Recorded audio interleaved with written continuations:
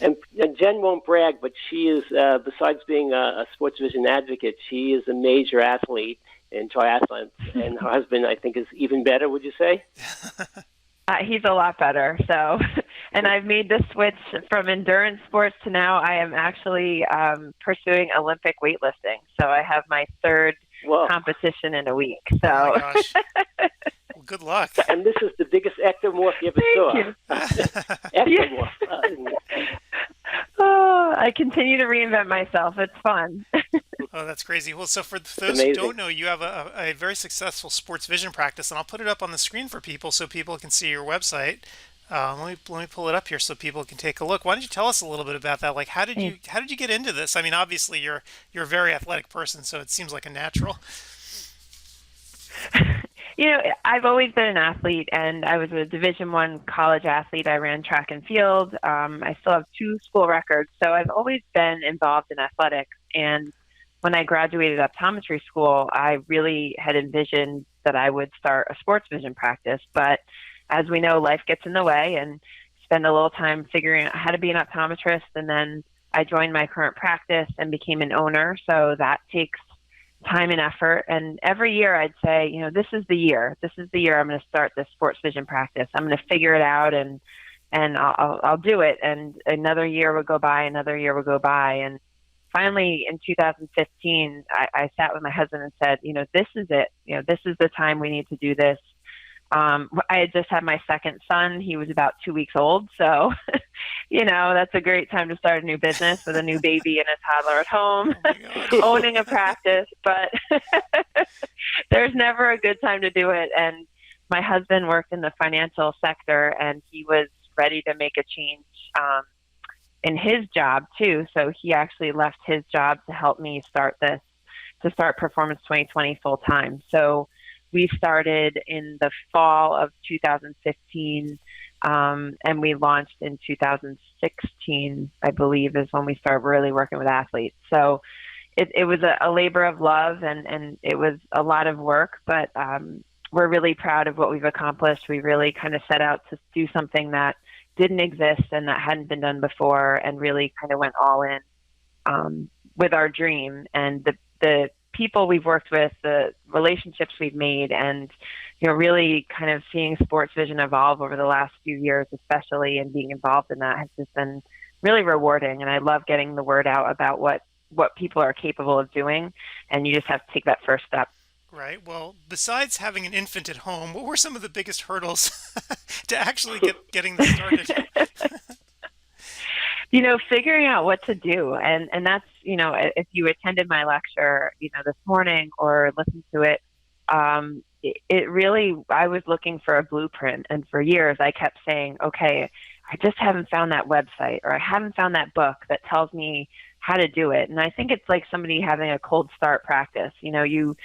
You look for the ways to do it. And I think cold start, not that it's easier, but there are consultants out there, or there's, people who can help. But when I started Performance 2020, there was very little out there. And we just kept looking for the right blueprint and the right way to do it. And finally we said, I guess we just have to start ourselves. So I think that was the first hurdle, was just figuring out, okay, we're just going to take the leap and do it.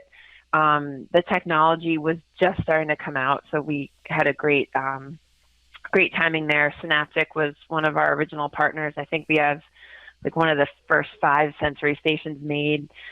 So we were lucky to kind of jump in at the right time with some great technology coming out. But figuring out how to do that, and what does it do? What do you do with it once you buy it? Right. How do you build a business around this? And even when we bought the sensory station, there was no guide to go with it. We just got the station. So, kind of figuring out what to do with the technology. How do we hire people? How do we develop a training program? I mean, all the things that probably everyone at this conference is dealing with, those were the same hurdles that we had too. Right. And so you didn't have a blueprint. You kind of made it up as you went along. I guess my question would be, absolutely. Once you get the tech down and everything else, how did you actually attract patients into this new sort of concept? It's, just, did you reach out to your local community? Did you go to the high schools? Like, what did you do? I mean, as soon as we opened our doors, they flocked in. Just kidding. That's what I expected. I mean, don't we all expect that we just like build it and they will come? But Right. Yes. I wish that was the way. I spent a lot of time building relationships and getting out there and talking about sports vision. And I think what really was the biggest hurdle was that most people would have no idea what I'm talking about. They'd say, "Oh, glasses and contacts, right?" And I go, "No, that's not what this is." Or "I see fine, tell me, I don't think I need your services." So, I mean, I don't take no for an answer, and I'm not shy. So I spent so much time just cold emailing people and sending out emails, introducing myself and talking about what we could do. And I remember I sat down and looked at the hockey world, because we're in a hockey facility, and I said, I'm going to email every hockey coach in Fairfield County. And man, I'm going to sit back and be ready for these emails to come in. I have to really kind of make sure we have enough space. And, no one wrote back. So I was a little defeated, but, I said, okay, go ahead. I have a question about, you mentioned Fairfield County. Since we have a national audience, could you give the demographics of your practice within the 50-mile radius where people could actually commute to see you? So we are in Fairfield County, Connecticut, which is kind of almost a suburb of New York City. So we're about 50 minutes from New York City. So a very affluent area. Fairfield County is home to some of the most affluent communities in the country.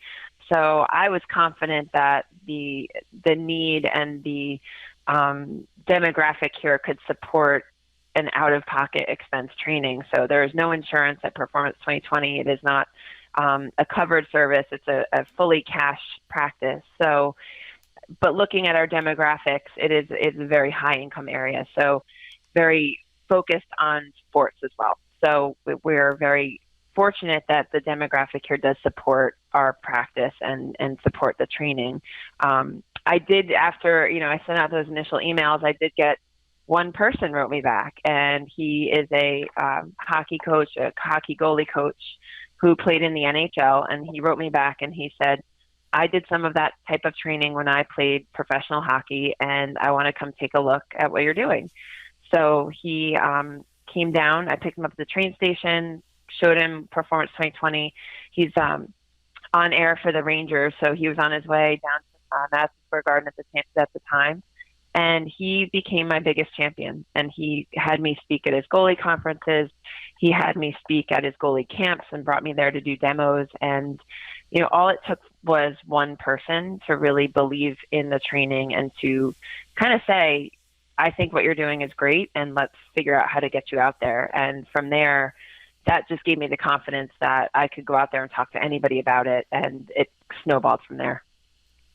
So the other question I have is that you're concentrating on like organized sports and coaches. How about individuals that just want to make themselves just slightly better? A golfer who just wants to become a better golfer that's an older person. Do you have room for that in your type of practice? Absolutely. We've worked with every sport, every position. Just when I think we've touched every sport, we have a new one. We had a parent who I coached her son, who's a hockey goalie, and she was a dog agility trainer and athlete and competitor, and said to me, "Can you train me?" And I said, "Sure." I'm not really sure what, let me figure it out. And so we designed a program for her to work on enhanced focus and concentration. So it doesn't matter.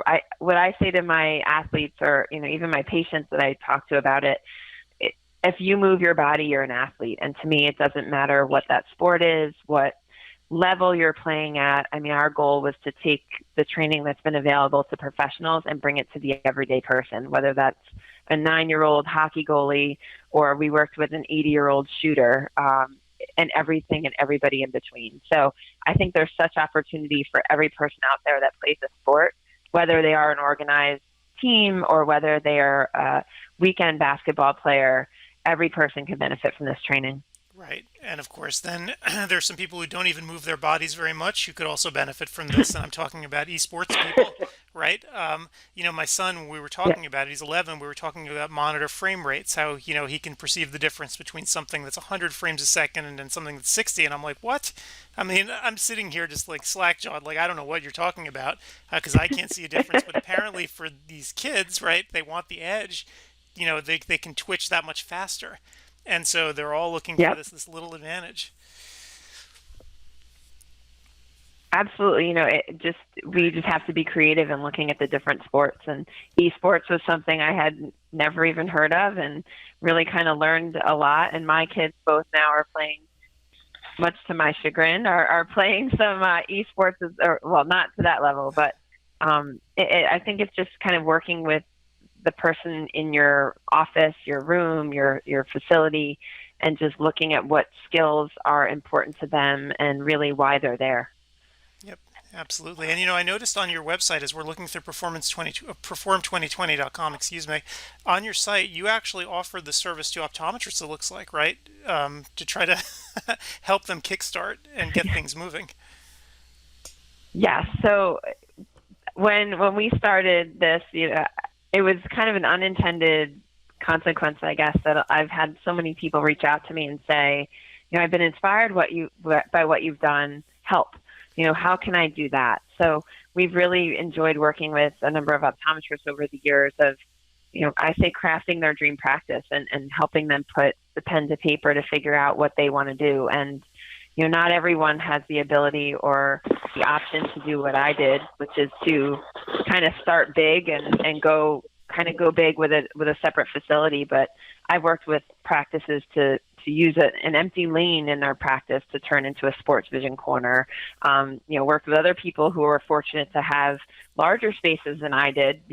Real estate here is not cheap. So it's fun to work with people who have the ability to have huge spaces or might have mobile. They might have to put everything in a locked trunk and bring it back and forth. But it's fun to help them figure out what technology they need, how to do that, how to structure their training, how do I approach other facilities in my area to offer this training. So it's been really fun to watch that evolve with the clients I work with as well. Right.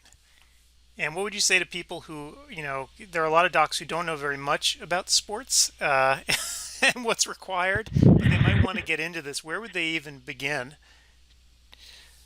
Well, you're at the right place right now. So ISVA is such a great starting point. So if you're not a member of ISVA, I really hope you join. There's so much great information out there and some great resources. And we have some great projects planned over the year other than the conference. So ISVA is a great starting point. Whenever I work with a client, I always say, we always think big, but really kind of starting small can be powerful too. And don't think that you have to be all things to every person. Just like when we start our optometry practices, we might not feel like we really have the ability to work with every single person in every single case. That's why we refer.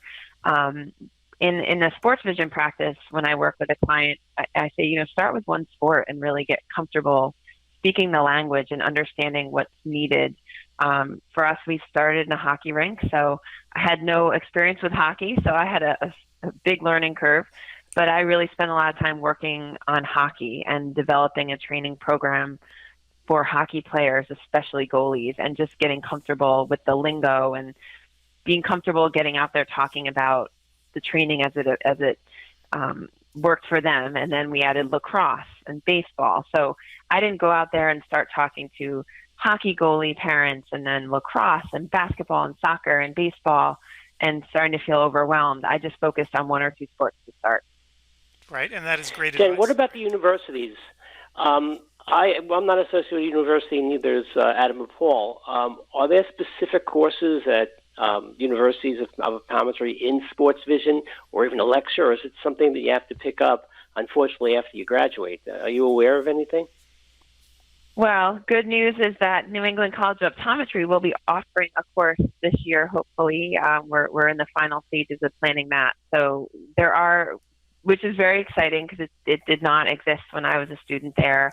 I believe Nova also has a course with Dr. Amanda Nancy. It's starting, I think, as this niche gets to be a lot greater and grows in popularity, that hopefully the schools will start adding even an elective to get students some exposure. But, when I was in school, there certainly was not. I started a performance vision club at New England College of Optometry, which is still there and has a really great following, and a lot of them are attending this weekend, which is really exciting. I think that will start to change, but as of this point, I think most of the learning will be done afterwards. And, through, ISVA's just been a wonderful resource for me, meeting people. We often feel like we're living our dream alone, and there's not many of us out there doing this, but with ISVA, I met a huge group of people who do the same thing and have the same vision. So, the meeting last year in person, I learned more in that weekend than I probably did in years.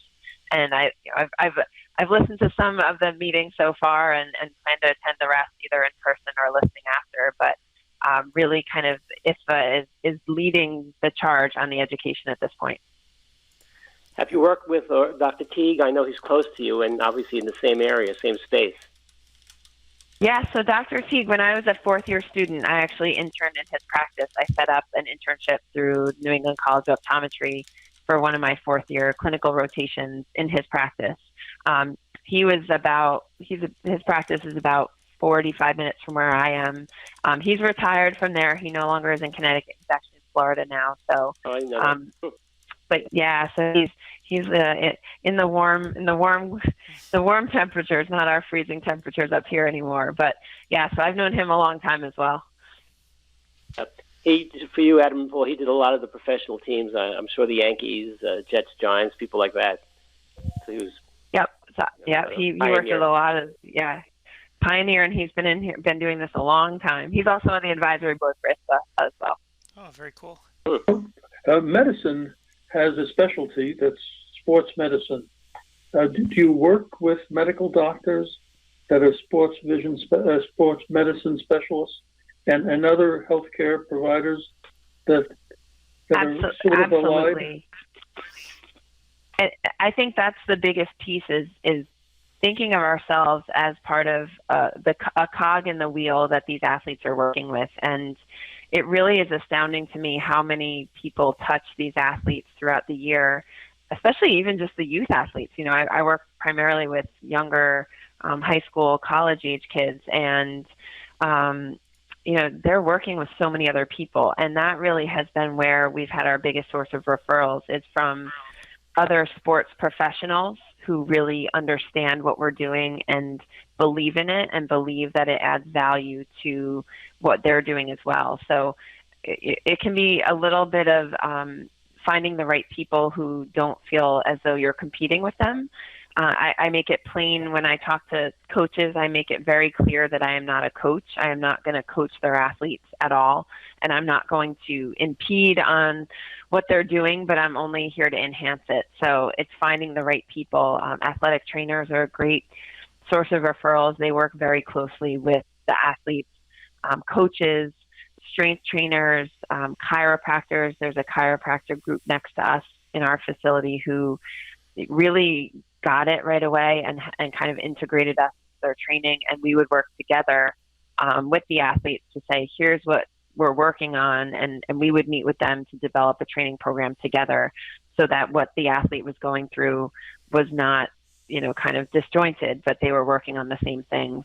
We also have a physical therapy group who would refer to us a lot. And in that group, they have also strength trainers and athletic trainers who are great referrals, sports psychologists, nutritionists.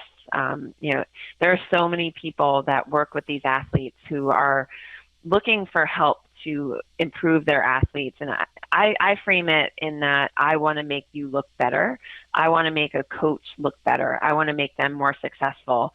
It's not about me. It's about how I can make the individual athlete, the team, and the coach just overall more successful. And if you approach it that way, I think they're very hard-pressed to not be interested.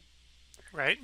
As far as the economics are concerned, you indicated that there is no insurance for this. People are paying out of pocket. When you do a case, is it on a case basis? Do you set a goal for what you consider success in what you're doing and charge a universal fee, or do you do these things on a per visit basis? That's a great question. That can be different depending on the practitioner and their philosophy or on how they want to structure the payment. For us, we likened it to strength and conditioning in that you will benefit by training. Certainly more is better, but so we would do the training in packages of sessions. And what we did for pricing is we looked around at what people were paying for strength and conditioning, either in individual sessions or small group sessions in our area, and priced it accordingly. So we work with athletes one-on-one or small groups of 2 or 3, and they buy packages of 6 and 12 sessions. And that can be twice a week. Mostly it's once a week, and that can be during the season. That might be, some athletes like training while they're in season. Some athletes prefer to train in the off season to really keep everything sharp and that they have more time then. We would do condensed training packages for athletes who are home on winter break if they went to boarding school or college. We would do kind of short training programs in the summer as well. That was something I didn't count on. My kids are little. They're now 5 and 8, so they're not super involved in sports yet. But one of the things that I was not quite aware of is how overscheduled. This is all pre-COVID. I'll speak pre-COVID because we don't really have sports right now. It's just starting again here in Connecticut. But pre-COVID, how overscheduled kids were and how valuable their time was. So where I thought it would be very easy to get them in there multiple times a week, it was often a challenge to get them there once a week. Yep. And as you indicated, you can come once a week or twice a week. Are there home sessions that you suggest during the interim between the office training? That was something we had thought about for a long time, of how to provide homework. And my co-presenter this morning, Dr. Fred Edmonds, he has done a great job of putting together a little package of training tools for athletes to take home. We've actually partnered with the Visual Edge, which is a online training software program, to provide our athletes right now with the ability to train remotely. We're not currently open at Performance 2020 at this time. Things are just starting to open up a little bit in Connecticut, so we're still a little cautious of just having athletes in a small space. So we've been actually working with our athletes remotely over the last year, since we have not been in person, sadly, coming up on a year. We're optimistic, but we're also extremely cautious. I don't want to shut down a high school. Right. Here in the Northeast, things are a little, we're still very restricted, and we've been very respectful of that and very cautious. But there are some great remote programs as well. Synaptic has a great online training tool as well. So, I said, how does chaos create innovation? Well, we quickly, as quick as we could, switched over to trying to work with our athletes remotely, since we didn't have the ability to be face-to-face. Great. All right. Because it is somewhat an affluent area. Well, you can just very quickly. Yeah. Do people actually sometimes buy the, let's say, equipment, Synaptic or Benovia, etc., and just do it at home also in this challenging time, or it was just impossible? It's just too expensive. Well, I'm sure that some of them would. I think the tough part would be they, again, wouldn't know what to do with it. So, I'm sure some of them could absolutely buy a sensory station. I have a number of athletes I work with who have indoor skating rinks at home. So it's just a different life. But so they could, but I think, again, it becomes, what do you do with it, and making sure you have the right training program. But a lot of them, we actually do have a large number of our athletes who do have Synaptic strobes at home that we have sold to them as, a training tool, and they love using them at home. They love using them to warm up for, games. So we've made that kind of a revenue stream as well, to provide our athletes with the strobes to use at home. Right. And I showed a little movie of the strobes actually before. We'll show it again later as well, since I have a pair here and my son likes to play with them. So I can see why it's an ideal sort of home training tool, right? Because it's, fairly Absolutely. easy. Great. On a personal note, if this is not too personal, you indicated your husband was in finance before, and then he assisted you in opening up practice. Now that the practice is established, is he still with you, or is he back in another area of endeavor? He is.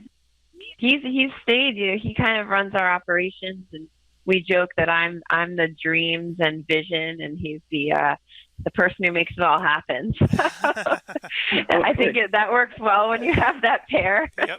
I'm the queen of many ideas, and we've got a list. I have a vision board I'm looking at right now, which can be slightly terrifying of all the things I want to do.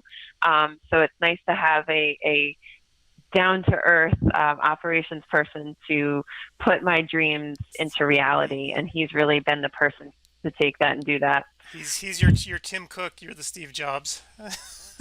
Absolutely. I come down and I said, I had a great idea, and I've got, my sticky notes, and I've got it written down, and you just see him take a deep breath, and he's like, okay.